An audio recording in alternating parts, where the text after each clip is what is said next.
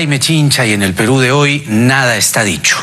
Una movilización convocada por colectivos radicales de derecha que respaldan la falsa narrativa del fraude, colectivos fujimoristas y otros más radicales como el llamado La Resistencia, protestaron violentamente en las calles del centro de Lima.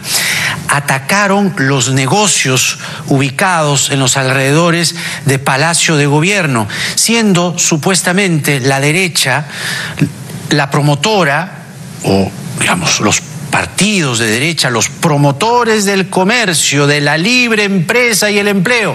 No, paralizaron la actividad comercial en el centro, amén de romper el ornato público, pero no fue lo único. Estos manifestantes agredieron a dos ministros, la de Vivienda, Sol Ángel Fernández, y al de Salud, Óscar Ugarte. También a las reporteras Ángela Torres y Karina Reina Farge, y el camarógrafo Ronald Monsefú, los tres de ATV, Fátima Chávez de Canal N y el reportero gráfico John Reyes. Las imágenes.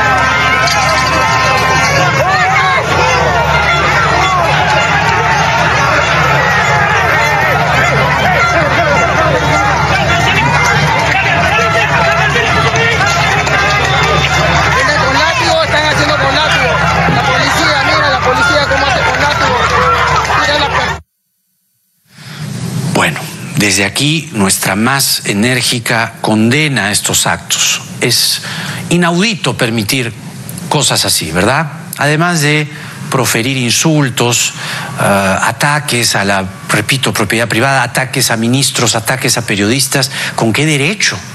¿Con qué derecho? Y ahí está este grupo llamado La Resistencia, ¿no? Vamos en los días siguientes a recordar un poco más de este grupito de La Resistencia. Ahora, recordábamos también, por cierto, que cuando las trabajadoras del hogar protestaron en las mismas calles del centro de Lima por sus derechos laborales, recibieron gases lacrimógenos hasta por gusto. Trabajadoras de limpieza, quiero decir.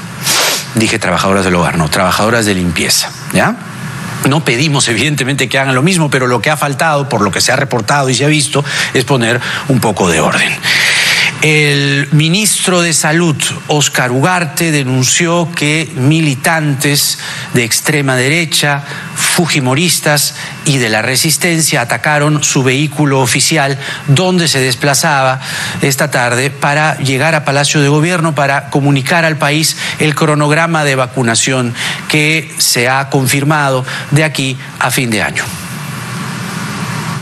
Un contingente de manifestantes de Fuerza Popular, obviamente así lo eran, rodeó el carro que identificó como un carro oficial y empezaron a apedrear, a palear el carro. Hemos estado como entre 15 a 20 minutos inmovilizados ahí en la primera cuadra de Tacna, por una violencia que no tiene ninguna justificación. Y es una violencia contra un vehículo que es oficial y por lo tanto contra un símbolo de gobierno. Yo invoco a los dirigentes políticos a no incitar a este tipo de violencia que tiene o podría tener graves consecuencias. Por cierto, ¿no? Los líderes políticos tienen mucho que decir sobre estas acciones. Ha sido lamentable presenciar lo que ha pasado hoy. Y vamos a insistir una vez más, además de la violencia contra, repito, ministros, la violencia contra periodistas, la violencia contra el ornato público, la violencia contra comercios que lo que están tratando de hacer es sobrevivir, salir a flote después de la crisis provocada por la pandemia. Y el discurso de libre mercado, ¿dónde quedó? El discurso de promover la empresa y la libre empresa, ¿dónde quedó? Y el discurso del empleo de estos trabajadores que, desesperados, atemorizados, tuvieron que refugiarse en el restaurante, perdiendo valiosas horas en las que pudieron haber recibido comensales. Qué lástima, ¿verdad? Qué lástima. El presidente Francisco Sagasti, por su parte, pese a haber sido vejado en esta movilización, anunció 78.7 millones de vacunas que están aseguradas de aquí a fin de año. Y ya tenemos un esquema para la llegada de las vacunas hasta fin de año. Luego de las negociaciones con los diferentes laboratorios, quería decirles que para julio recibiremos un total de 9 millones. El último embarque será alrededor del 26 o 27 de julio. Para agosto se tienen programado 8.3 millones de dosis. Septiembre y octubre recibiremos alrededor de 11 millones para septiembre, 10 millones y medio para octubre, en diciembre 10.900.000. Y también tenemos programado recibir en enero 7.5 millones de dosis. Es decir, está asegurada la vacunación de todos los peruanos mayores de 12 años hasta fin de año y tenemos todavía las vacunas ya programadas para enero.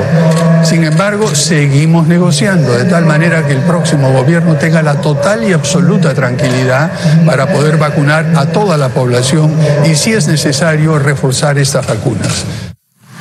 La señora Keiko Fujimori, a través de su cuenta de Twitter, ha dicho que Fuerza Popular rechaza todo acto de violencia que se haya realizado el día de hoy contra miembros de la prensa, la propiedad privada y el automóvil del ministro de Salud. Rechazo, dice la señora Fujimori, esas actitudes y las condeno públicamente, esperando se identifique a los responsables. Agrega la señora Fujimori que no se debe confundir estos actos lamentables con las protestas pacíficas que miles de ciudadanos vienen realizando en todo el país. Invocamos, agrega, a nuestros militantes y simpatizantes a no acudir a convocatorias que tienen un objetivo muy diferente a la defensa de la democracia. Por cierto, la señora Fujimori se reunió con los integrantes de su nueva bancada 2021-2026 con el apoyo de Idea Internacional. Y es que ahora lo que vamos a tener en el programa, a lo largo del programa, es vamos a poder escuchar a quienes van a participar de ese nuevo Congreso. Es importante saber qué piensan, qué proyectos planean impulsar, qué políticas van a defender, qué políticas no van a defender, si van a estar en la oposición, radical, moderada, crítica o si acaso en algún sector del oficialismo. Vamos a comenzar el programa con el exfiscal Avelino Guillén, que integra el equipo técnico de Perú Libre. Luego vamos a conversar, como les dije, con 3 congresistas electos. En un momento les vamos a dar los nombres. Doctor Guillén, ¿cómo está usted? Buenas noches. Buenas noches, señor Chincha, a sus órdenes. Bueno, en primer lugar, no podemos dejar pasar los hechos violentos acontecidos en la jornada en el centro de la ciudad de Lima y, sobre todo, las consecuencias que estas movilizaciones pueden acarrear, porque algunos de los participantes de estas marchas, después de lo que ya hemos reportado, acciones de violencia, romper, violentar el ornato público, atacar ministros, atacar periodistas. ¿Qué es lo que tendría que pasar en este momento en el país? Porque claramente hay líderes políticos que tienen que responder por estas acciones y ciertamente llamar a la calma. Bueno, la señora Fujimori ha llamado a la calma a sus simpatizantes, algunos otros líderes no lo han hecho.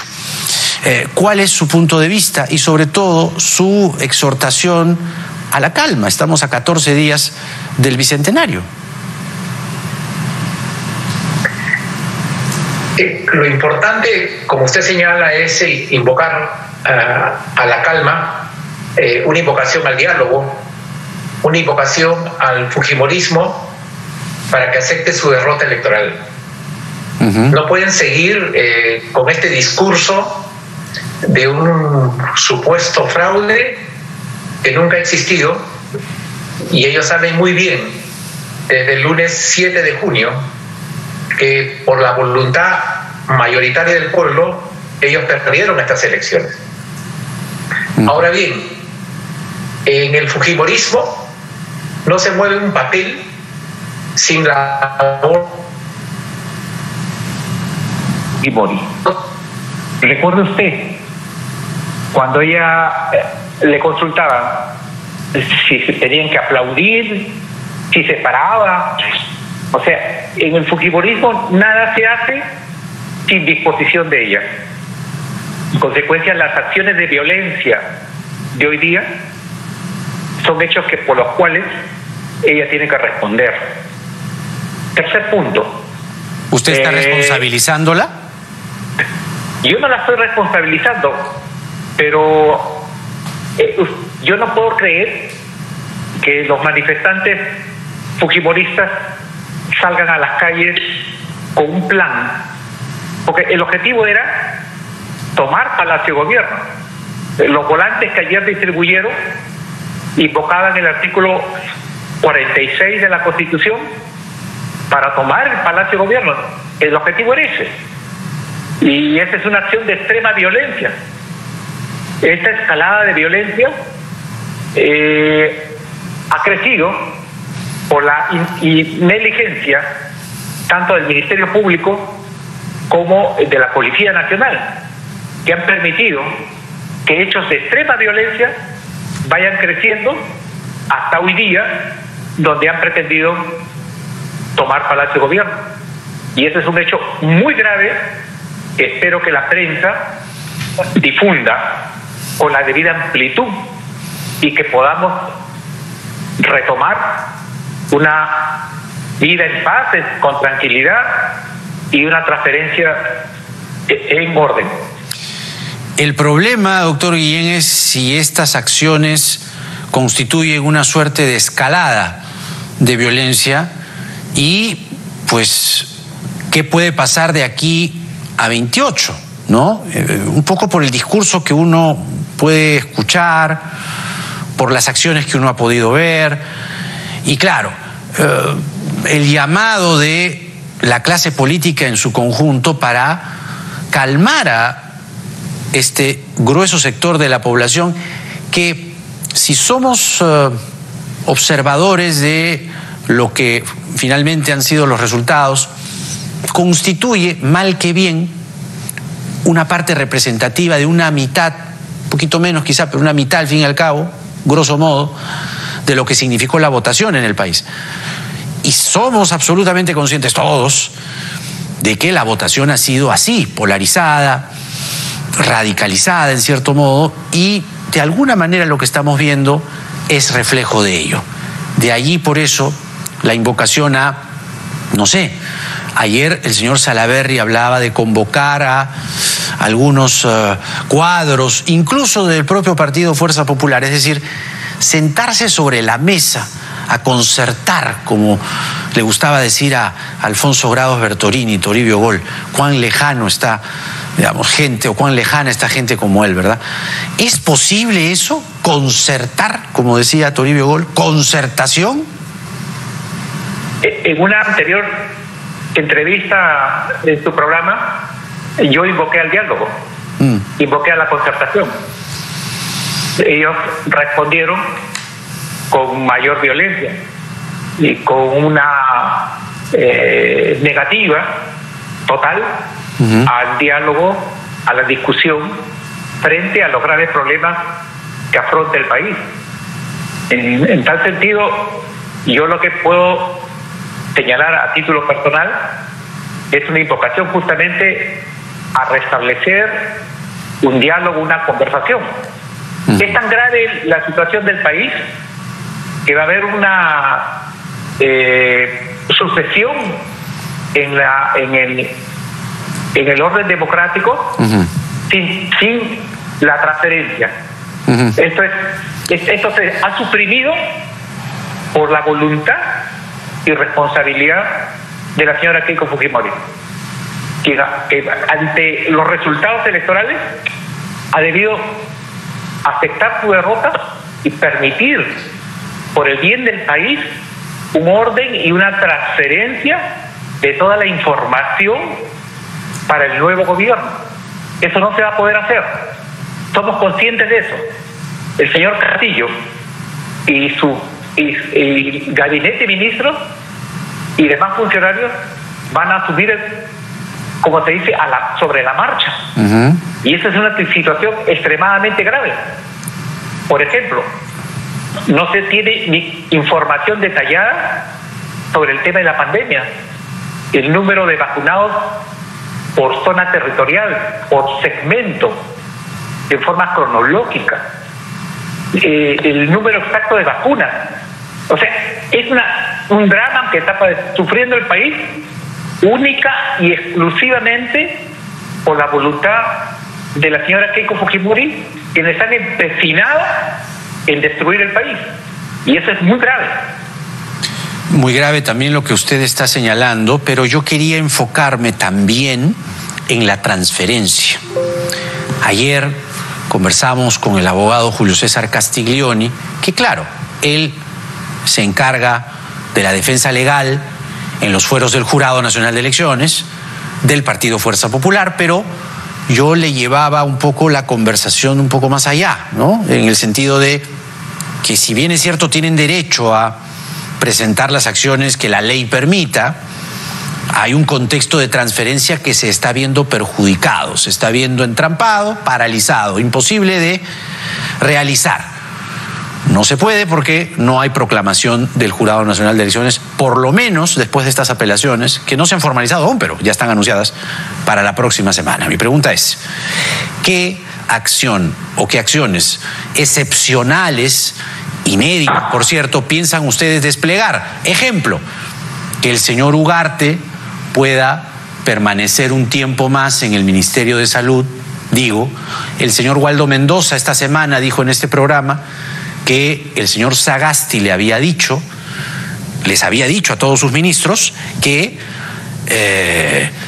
puedan permanecer un tiempo más, incluso acompañar algo más preocupante aún, o tan preocupante como la pandemia, el presupuesto del próximo año, que se tiene que presentar en agosto y que no se puede hacer porque, claro, no hay transferencia. Entonces, ¿están evaluando eso? ¿Están evaluando contar con parte de este gobierno saliente debido a que la transferencia no se puede realizar en los tiempos acostumbrados? Muy importante su pregunta. Hay dos temas fundamentales. La última conversación que sostuvimos con el profesor Castillo es el tema de la pandemia, la adquisición de vacunas y el tema de la economía del país. Se tiene que presentar el presupuesto para el próximo año a fines de agosto. Mi opinión personal es que en algunos estamentos yo pienso que deben continuar algunos altos funcionarios en la gestión del profesor Castillo. Por ejemplo, todo el equipo de vacunación está haciendo un buen trabajo.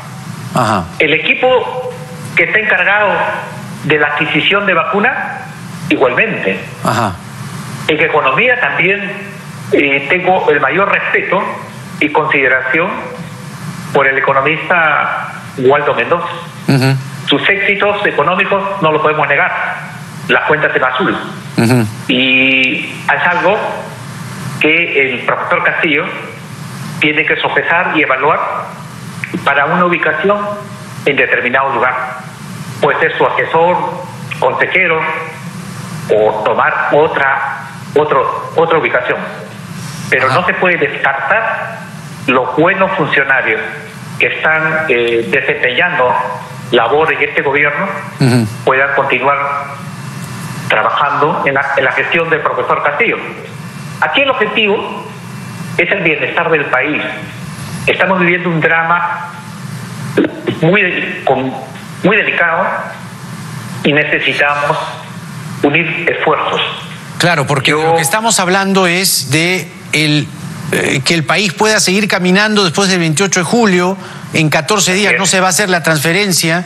Entonces, creo que su opinión es muy válida, atendible. Lo que no tengo o no tenemos muy claro es si el señor Castillo tiene interiorizada esta preocupación. No sé si usted ha podido recogerla de primera mano, porque claro, el señor Ugarte sería fundamental poder por lo menos quedarse un tiempo más. No sé si necesariamente en el mismo Ministerio de Salud, usted bien lo dice, el señor Mendoza también, que puedan permanecer un tiempo más. Incluso el propio señor Sagasti como una suerte de consejero externo, diciéndole, mira, esto iba por aquí, iba por allá. No es una situación de transición cualquiera. Es una situación en la que el país tiene que seguir caminando en medio de la peor crisis económica y sanitaria que se ha vivido en casi toda la historia de la República. Entonces no se puede desdeñar así nomás a un cuadro o a varios cuadros que están haciendo un trabajo, mal que bien, vamos, se está conduciendo dentro de, mire la vacunación, dentro de lo que la gente está esperando. Entonces, ¿el señor Castillo tiene interiorizado eso, cree usted? Estoy convencido de eso. Omití algo. La pandemia, el tema de la fase 3, ¿no? De la variante Delta, por ejemplo, que va a ser muy delicado, muy grave, y esto, según los informes, empezaría a fines de agosto o en septiembre. Entonces, ¿cómo afrontar esta nueva ola, esta tercera ola, esta crisis sanitaria sin un sistema de salud lo debidamente preparado? Tenemos problemas con el oxígeno, camas UCI, personal médico, personal especializado. Tenemos que realizar vacunación con mayor intensidad. Entonces, hay retos enormes para el país. Yo considero que el señor Castillo tiene que hacer una evaluación rigurosa de esta situación y ver qué funcionarios pueden continuar de este gobierno trabajando durante su gestión. Acá no se trata de temas ideológicos. No, pues. No se trata de camisetas. Acá la única camiseta es la camiseta del Perú. Y todos tenemos que poner el hombro. Y por eso que yo considero, inclusive, el fujimorismo tiene que ya dejar esa actitud de beligerancia, de violencia, y sentarse a conversar. Pensar en el país, en nuestros hijos. Porque ya nosotros ya estamos en camino a la retirada. Nuestros hijos, nuestros nietos, en ellos tenemos que pensar. Ahora, ¿a usted le han hecho la, digamos, propuesta formal de ser ministro de Justicia? No. El profesor Castillo, ahora, nuestro objetivo central hoy día es la proclamación. Y esa es la gran lucha, ¿no? El fujimorismo está haciendo lo indecible para que eso no ocurra. Para que el profesor Castillo no juramente como presidente. Y de aquí al 28 seguramente va a haber una escalada de una serie de recursos, artimañas, leguleyadas, tinteriadas, a los cuales ellos no tienen acostumbrados. Discursos de fraude, etcétera. Pero acá lo que nosotros tenemos que buscar por encima de cargos es que la voluntad popular se imponga y se respete. Acá la alternancia en el poder es la democracia, y eso es lo fundamental. De lo que hemos conversado, el reto, la tarea fundamental es aportar para que el profesor Castillo juramente como presidente. El doctor Avelino Guillén, integrante del equipo técnico de Perú Libre, con nosotros. Muchas gracias, doctor Guillén, por esta entrevista. Que tenga buenas noches. Buenas noches. Muchas gracias. Hasta la próxima. Ya ve, lo que estamos viendo ahora, más allá de reportar y comentar este día tan nefasto, ¿no?, que hemos vivido, por lo menos se ha vivido en el centro de Lima, es mirar el futuro inmediato. Oiga, estamos entrampados en una situación así, ¿y el país qué? ¿Y las vacunas qué? ¿Y la crisis económica qué? ¿Y el presupuesto que se tiene que presentar en agosto? Vamos a ir a la pausa, reflexionemos sobre lo que estamos viendo hasta hoy o hasta este momento y vamos a regresar con congresistas electos. Van a participar en el siguiente congreso desde el 27 de julio. ¿Qué ideas tienen claras? ¿Qué piensan plantear al país desde sus escaños? Enrique Wong de Podemos, José Gerí de Somos Perú, se ha dicho que Somos Perú puede integrar una mesa directiva de consenso, y Héctor Valer, que estuvo en Renovación Popular y en este programa dijo algunas cosas que provocaron que a las horas posteriores, vía comunicado, el señor López Aliaga y el partido lo separe de básicamente su inscripción o su participación en la agrupación política del señor López Aliaga, porque nada está dicho.